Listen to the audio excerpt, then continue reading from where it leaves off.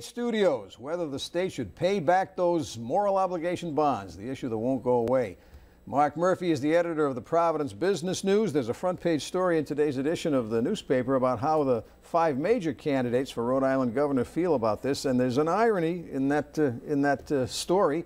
The Republicans, generally considered to be friends of Wall Street, say, the heck with Wall Street, default on the bonds. The Democrats, generally the party of the people, say, oh no, we've got to pay those bonds. Well, let's talk about the Republicans first. Ken Block believes that the original 38 Studios deal shouldn't have happened anyway, so we shouldn't be paying it off to begin with. Secondly, he likes the fact that if we default on moral obligation bonds, no one will want to buy them anymore, and he thinks they're a bad thing because the voters should vote on general obligation bonds.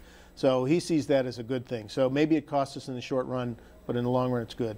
Alan Fung is against it, but not necessarily on principle. He just thinks that we shouldn't be paying back on this bad deal, but we should continue to try to get back the money, whatever money we can. And both of them favor defaulting on the bonds because they are moral obligation bonds, not general obligation bonds. Right. Which in general obligation bonds you're required to have votes from the for certain kinds of bonds from the people, and that's what they support.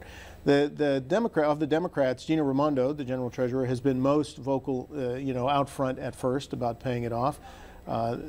Angel Taveras, mayor of Providence, has been a little bit more quiet, but yes, pay it off. And Clay Pell was on the fence for a while. He says yes, pay them off. And they're all worried about future borrowing costs, which is really the issue here. Which, even though it's a moral obligation bond, and some say that the future implications would be less so. But that's the point that's up for debate. Well, and maybe not as much debate as a lot of people who are against paying the bonds back would say.